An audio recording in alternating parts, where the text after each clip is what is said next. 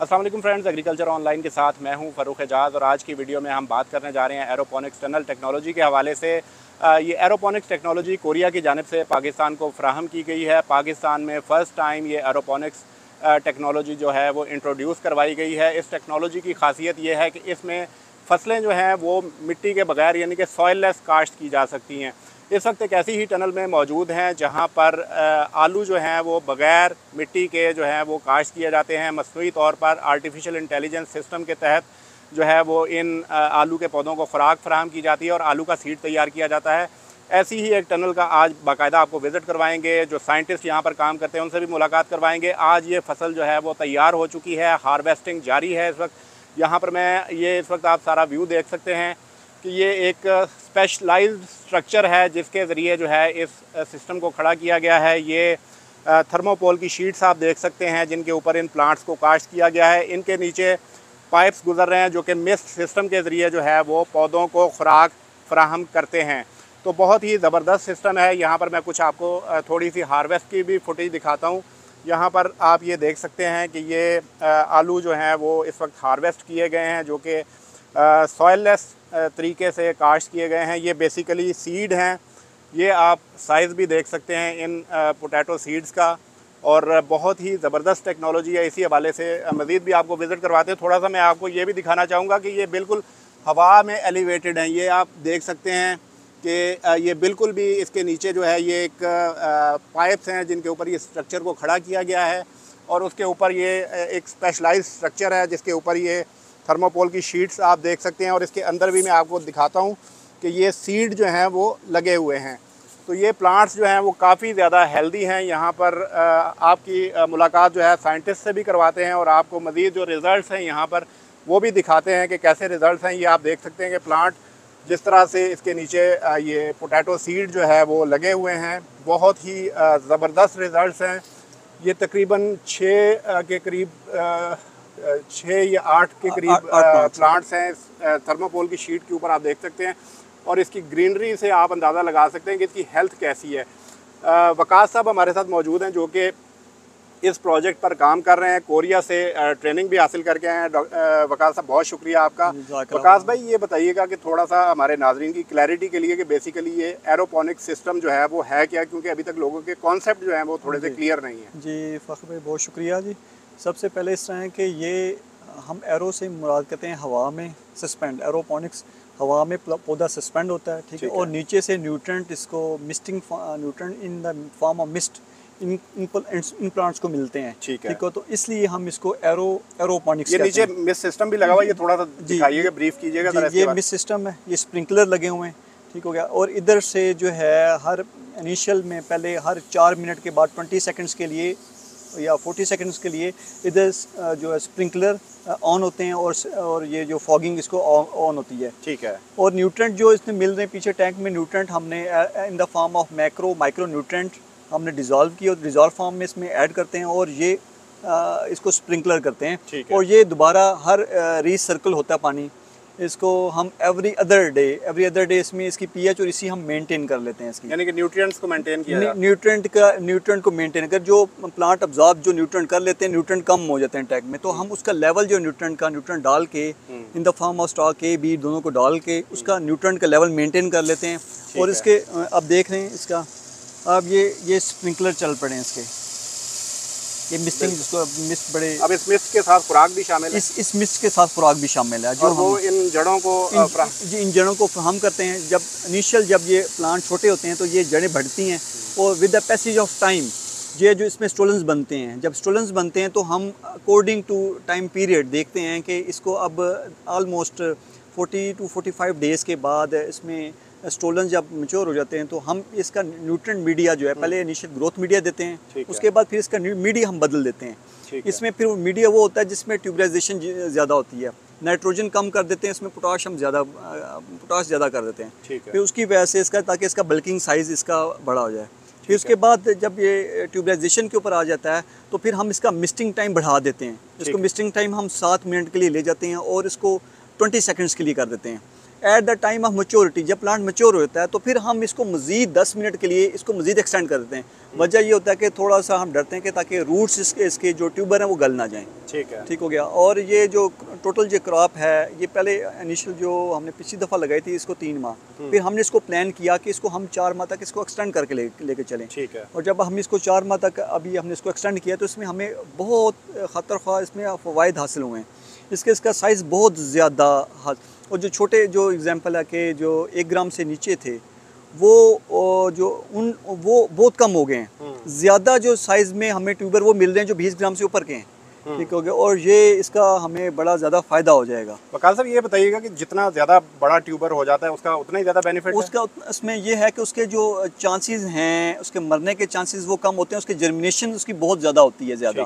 ठीक है। मैक्सिमम जो साइज़ हम कोशिश करते हैं कि वो 30 ग्राम या 30 से ज़्यादा ग्राम वाला वो बहुत अच्छा है। मगर जो बेस्ट साइज़ है इसका 5 से लेके जो 30 ग्राम के दरमियान साइज़ है वो सबसे बेहतरीन है। ठीक है। 5 से नीचे वाले भी हमने ट्यूबर्स ये देखें कि ये ट्यूबर हैं, ये 5 ग्राम से नीचे वाले हैं। ठीक है। ठीक है। ये ट्यूबर भी ये हम लगाते हैं और हमें 5 से 6 ट्यूबर हमें पर जो प्लांट हमें मिलते हैं। बिल्कुल। और ये आपको ये जो सीड मिल रहा है ये सीड जो है ना 30 ग्राम से ऊपर का है। ठीक है। ठीक हो गया। और ये साइज आपका 5 ग्राम है। ये 5 ग्राम है। ठीक है। 5 आइडियल आप किसे कहते हैं? आइडियल साइज हम कहते हैं कि हम इसको जो फील्ड में ना 5 से लेके 30 ग्राम का, 5 से ऑनवर्ड 5 ग्राम या 30 ग्राम से ऑनवर्ड हम इसको फील्ड में लगा लेते हैं। समझ लें कि ये आइडियल ही हैं। और ये जो ट्यूबर्स हैं फर्स्टली होता ये है कि जो रिकमेंडेड है कि इन्हें पीट मॉस में लगा लिया जाए, जब ये ग्रो करें तो तब इसको इन्हें ट्रांसप्लांट कर दिया जाए। ठीक है। ठीक है। और मेरा कोरिया का एक्सपीरियंस है, जब हमने एक्सपेरिमेंट प्लान किया था, मैंने लगाया ये, मुझे ये छोटा जो है इसका 2 ग्राम के मैंने उधर लगाया था, तो वो मुझे साइज में 8 से 10 ट्यूबर पर प्लांट हमने हासिल कर लिए। ठीक है। ये भी ट्यूबर हमारे काम का, ये भी हमारा ज़ाया नहीं है। मगर ये अगर डायरेक्ट ट्रांसप्लांटिंग करेंगे तो ये 5 ग्राम से ऑनवर्ड हम सीधा इसको फील्ड में ले जाएंगे। तो वकास भाई ये बताइएगा कि एज अ सीड है तो इस सीड की जो है वर्थ कितनी होगी, यानी कि ये इन टर्म्स ऑफ मनी इसकी प्राइस आप कितनी डिटरमाइन करते हैं? ये अकॉर्डिंग टू अभी इसका रफली हमने कुछ थोड़ा सा प्लान बना रहे थे कि पर ट्यूबर हम इसको अगर 100 रुपीज़ भी दें सर्टिफाइड सीड को, पर ट्यूबर 100 भी दें तो ये इसकी अच्छी खासी इसकी कॉस्ट हमने कैलकुलेट की थी। तो ये अगर एग्जांपल है इधर 524 प्लांट्स थे, तो अगर 100 रुपये भी लगाएं तो 26 लाख रुपये बन रहा था हमारा। ठीक है जी। 26 लाख इसका बन रहा था एक ट्यूबर का। ठीक हो गया। इस दफ़ा हमने पहले एक निकाले थे सीड, सेल किए हैं, वो 50 रुपये जो G2 का सीड था, वो 50 रुपये पर ट्यूबर थे। अच्छा, ये जो सीड इस वक्त हम लगा हुआ देख रहे हैं इसको G0 कहते हैं? ये इसको G0 कहेंगे। ठीक है। यानी कि ये फर्स्ट टाइम जो है वो प्रोड्यूस होगा वो G0 होगा। अब इसके बाद अगर हम इसको स्क्रीन हाउस में लगाते हैं, जब इसको स्क्रीन हाउस में लगाएंगे उससे जो हमारा सीड हासिल होगा वो G1 होगा। ठीक है। ठीक हो गया। तो वो G1 अभी तो हमारा जो प्लान है कि हमें अभी इस स्टेज के ऊपर हमने नहीं सेल करना है। जब G1 के ऊपर जो कमोडिटी होगी ना उसको हम सेल कर रहे हैं। अभी नेक्स्ट प्रोजेक्ट आ रहा है जिसमें ये फर्दर आगे जो फुली ऑटोमेटेड वो 2 स्क्रीन हाउसेज बन रहे हैं। ठीक हो गया। और हम तो अभी फखर भाई हमसे इतना माशाल्लाह इतना सीड की हम यील्ड आई है इस दफ़ा हमारी एक्सपेक्टेशन से भी ज़्यादा। अब हम सोच रहे हैं कि इसको हम किस तरह इसको मैनेज करें और किस तरह इसको संभालें। ठीक है। ठीक है।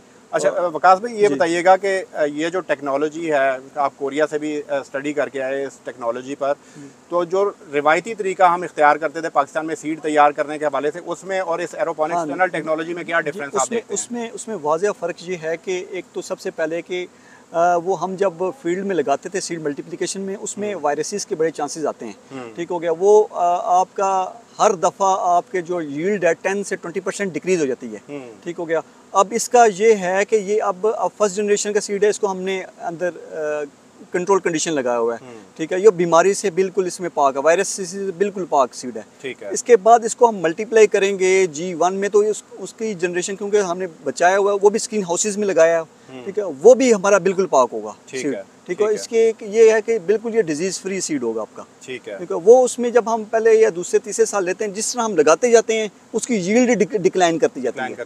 ठीक है। अच्छा, इसमें एक प्लांट के नीचे आप कितने जो है वो सीड जो है वो आपको मिल जाते हैं? और जो रिवायती तरीके में आप काश्त करते हैं तो उसमें कितने मिलते हैं? रिवायती तरीके में हम काश्त करते हैं तो हमें 8 से 10 दाने पर प्लांट मिल जाते हैं। ठीक हो गया। इसमें हमने जो काउंट किए अभी फ़िलहाल जो हमने काउंट किए वो 110 प्लांट्स भी हमने पर ट्यूबर लिए हैं, यानी कि 100 के करीब सीड भी जो है वो एक पौधे के नीचे। जी 100 के करीब नीचे। पिछली दफ़ा मैंने यील्ड हासिल की थी वो साइज़ थोड़ा छोटा था, तो मैंने 80 ट्यूबर, हमारे एवरेज 80 ट्यूबर पर प्लांट लिए। इस दफ़ा जनरल जो हमने अपनी इसमें जो ट्यूबर काउंट किए वो 52 ट्यूबर्स हैं, एवरेज जो हम लेते हैं 52 ट्यूबर्स पर प्लांट हम इसको इधर हासिल कर रहे हैं इसको। ठीक है। वकार साहब, फ्यूचर प्लान्स क्या हैं आपके कि इसको मज़ीद जो है वो इनहांस करने के हवाले से? जी अभी फर्दर इस दफ़ा एक्सपेरिमेंट कर रहे हैं डिफरेंट, ठीक हो गया। इसको डिफरेंट ट्रीटमेंट्स कर रहे हैं, पीएच के डिफरेंट एक्सपेरिमेंट बना रहे हैं और इसमें डिफरेंट न्यूट्रिएंट कम्बिनेशन बना रहे हैं, जिसमें ताकि इसको देखा जाए कि इसको मज़ीद इसका नंबर ऑफ सीड और नंबर ऑफ सीड साइज़ हम किस तरह इनहांस कर सकते हैं। ठीक है। देखो अगर हम इसको एवरेज भी अगर ये स्टैंडर्डाइज भी कर लें तो ये हमें बड़ी अच्छी हमारी, अभी अगर इसको इस तरह भी स्टैंडर्डाइज कर लें तो हमारी इस टाइम भी प्रोडक्शन अच्छी है। ठीक है जी, बहुत शुक्रिया। अभी हम चलते हैं थोड़ा सा आपको हार्वेस्टिंग की तरफ लेके चलते हैं कि जो हार्वेस्ट किए गए हैं पोटैटोज़ वो दिखाते हैं आपको कि वो उनके रिज़ल्ट कैसे आए हैं। ये एक टनल है जिसमें से हार्वेस्ट कर लिए गए हैं सीड, और इसमें आप इस वक्त देख सकते हैं कि ये टोटल जो है वो सीड पड़ा हुआ है इसके अंदर। इसी के ऊपर थर्माकोल की शीट्स थी जिनके ऊपर प्लांट्स लगे हुए थे, जिनको हार्वेस्ट कर लिया गया है और अब ये सीड जो है सीड जड़ों से अलहदा कर लिया गया है और ये सीड जो है यहाँ पर मौजूद है और इसकी वर्थ जो है वो लाखों करोड़ों में तकरीबन बनती है, क्योंकि ये जो है वायरस से पाक बीज है। और बीज आप सब जैसा कि जानते हैं कि बीज की वर्थ जो है वो हमेशा ज़्यादा होती है क्रॉप की निस्बत। तो वकास भाई, कितना टाइम लगता है इसको मैच्योर होने में, और एक प्लांट की जो आप सोइंग करते हैं उससे लेकर इसकी ग्रोथ तक कितना टाइम पीरियड लग जाता है? जी इसमें जब हम टिश्यू कल्चर के बाद या हार्डनिंग के बाद हम जब इसकी ट्रांसप्लांटेशन करते हैं तो ऑलमोस्ट इसको ना 4 माह लग जाते हैं। 3 माह के बाद क्रॉप ट्यूबलाइजेशन शुरू होती है, मगर हम कोशिश करते हैं कि हम अपना साइज़ अच्छा ले जाएं। साइज़ अच्छे के लिए इसको फिर हम 4 माह तक इसको एक्सटेंड कर लेते हैं। और इसमें आप देख रहे हैं कि ये जो इस दफ़ा ये हमारी 4 माह की फसल है, इसमें मैक्सिमम साइज़ हमें वो आ रहा है कि जो 20 ग्राम से ऊपर है, ठीक हो गया। और जो 5 ग्राम से जो नीचे वाला साइज़ है वो बहुत कम है, हम ले गए। हमारा ये टारगेट था कि हम मैक्सिमम कोशिश करें कि हम 5 ग्राम से ऊपर नीचे चले जाएँ, और उसमें इसी तरह रेशो हुई है। जो हमें 20 ग्राम से ऊपर वो काफ़ी ज़्यादा साइज़ अच्छा मिल गया है। तो इंशाल्लाह उम्मीद है कि हम इससे हमारी मज़ीद जो है क्रॉप वो काफ़ी उसकी यील्ड अच्छी आएगी इंशाल्लाह। अच्छा वकास भाई, थोड़ा सा बताइएगा जो इम्पोर्टेड सीड आता है वो कौन सी जनरेशन फराहम किया जाता है, और इस टेक्नोलॉजी को पाकिस्तान लाने की असल वजह क्या बनी? असल वजह यह है कि हम ज़्यादा डिपेंडेंट हैं हॉलैंड से। सीड हमारा ज़्यादा जो है वो सीड हॉलैंड से आता है, तो वो 7th जनरेशन सीड हम उधर से हमें मिल रहा है, यानी कि 7 मरतबा वो उसको काश्त करते हैं, उसके बाद उसको हमें बेचते हैं। अब ये जो सीड है हम ये अभी G0 जनरेशन का है। उसके बाद इसको फर्दर हम एक दफ़ा स्क्रीन हाउस में लगाएंगे तो वो G1 लगाएंगे, तो G2 अगर हम फार्मर्स को दे दें तो G2, G3, G4, G5, G6, G7 6 generation तक फार्मर अपने पास इसको मल्टीप्लाई कर सकता है, ठीक है। और उसको हमें बहुत ज़्यादा फ़ायदा, ये अगर इसी तरह अगर ट्रेंड चल जाए तो हमारे सीड की क्वालिटी बहुत अच्छी हो जाएगी। एग्जांपल फार्मर पैदावार में बहुत ज़्यादा इजाफा होगा, क्योंकि अगर एग्जांपल है कि अगर फार्मर 4 जनरेशन भी अपने पास मल्टीप्लाई करता है तो वो तो 7वीं जनरेशन से पहले हो जाएगा, ठीक है। जिस तरह अब हम यील्ड ले रहे हैं, एग्जांपल 7वीं जनरेशन में अब हमारे पास जो एवरेज है वो 25-26 टन पर हेक्टेयर आ रही है, तो ये तो हमारी यील्ड भी बहुत ज़्यादा इन्हांस हो जाएगी। वो 7वीं जनरेशन में वो हम 25-26 टन ले रहे हैं, तो ये तो अगर हम फार्मर को दें सीड टू सीड मल्टीप्लाई करें, 3-4 जनरेशन तक मल्टीप्लाई करें तो हमारी यील्ड बिल्कुल बहुत अच्छी, हम बहुत अच्छी पैदावार हम ले सकते हैं इससे। ठीक है जी। तो वकास भाई ये बताइएगा कि स्क्रीन हाउसेस को आगे एक्सटेंड करने का भी प्लान है? जी अभी नेक्स्ट एक प्रोजेक्ट आ रहा है जिसमें हमने एक फुली ऑटोमेटेड स्क्रीन हाउस था, ये आपने देखा होगा, इंशाल्लाह आपको दिखाएंगे भी। उसके बाद इसको 2 और स्क्रीन हाउसेज मेन जो ग्रीन हाउसेज वो लग रहे हैं, और 3 स्क्रीन हाउसेज हैं। अभी इसमें 33 स्क्रीन हाउसेज और लग जाएंगे, तो हम जो है ना इसमें इंशाल्लाह उम्मीद है 3-4 साल तक हम सेल्फ सफिशिएंसी की तरफ सीड में चले जाएंगे जी। और जो है ना इंशाल्लाह हम बहुत ज़्यादा जो है डिपेंडेंट बाहर से वो कम आ जाएंगे। इस टाइम ये जो हम वैरायटी ये मल्टीप्लाई करें वो लेडी रोजेट है, ठीक है। एस्टिक्स भी हम एस्टिक्स के ऊपर भी काम कर रहे हैं, ठीक है। नेक्स्ट टाइम जो हम एस्टिक्स को भी हम मल्टीप्लाई इंशाल्लाह करने का हमारा प्लान है। ठीक है, बहुत शुक्रिया वकास भाई, आपने डिटेल के साथ शेयर किया कि किस तरह से आप ये सीड जो है उसको तैयार करने का अमल जो है वो जारी रखे हुए हैं। फ्रेंड्स, यहाँ पर मैं आपको ये बताता चलूँ कि कोरियन प्रोग्राम और इंटरनेशनल एग्रीकल्चर की जानिब से ये प्रोग्राम जो है वो शुरू किया गया था, और पाकिस्तान को ये टनल्स जो हैं वो Korean programme on international agriculture की जानिब से गिफ्ट की गई हैं। National agriculture research centre Islamabad में ये टनल्स मौजूद हैं। अगर आप इन टनल्स को विज़िट करना चाहते हैं तो आप national agriculture research centre Islamabad में आकर इनको विज़िट भी कर सकते हैं। प्राइवेट सेक्टर के लिए भी बहुत ज़्यादा पोटेंशियल है इस हवाले से कि वो सीड मल्टीप्लिकेशन टेक्नोलॉजी में आ सकते हैं और ना सिर्फ पाकिस्तान की ज़रूरियात पूरी करने के हवाले से मददगार साबित हो सकते हैं, बल्कि जो एक्सपोर्ट्स की जानिब भी वो जा सकते हैं। तो Korean programme on international agriculture की जानिब से ये टनल्स फ्राहम की गई हैं। 3 मज़ीद टनल्स जो हैं वो फुली ऑटोमेटिक अगले कुछ अरसे में पाकिस्तान पहुंच जाएंगी और ये तवक्को ज़ाहिर की जा रही है कि आइंदा 4 से 5 सालों में पाकिस्तान आलू के बीज की जो पैदावार है उसमें ख़ुद कफ़ील हो जाएगा। यहाँ पर मैं आपको ये बताता चलूँ कि पाकिस्तान में तकरीबन इस वक्त 3 लाख हेक्टेयर से ज़ायद रकबे पर आलू काश्त हो रहा है, जिसके लिए तकरीबन 6 लाख टन से ज़ायद जो सीड होता है उसकी ज़रूरत होती है।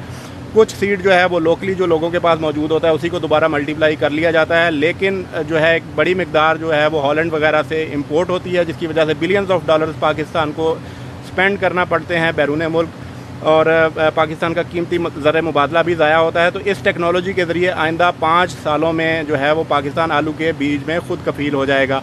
तो ये तमाम तर मालूमात हैं एरोपोनिक्स टनल टेक्नोलॉजी के हवाले से। मज़ीद भी एरोपोनिक्स टनल टेक्नोलॉजी से मुतल्लिक आपके कोई क्वेश्चन हो तो आप कमेंट सेक्शन में पूछ सकते हैं। हम कोशिश करेंगे कि आपको उन तमाम सवालों के जवाब दिए जा सकें। नेक्स्ट वीडियो तक के लिए इजाज़त दीजिए।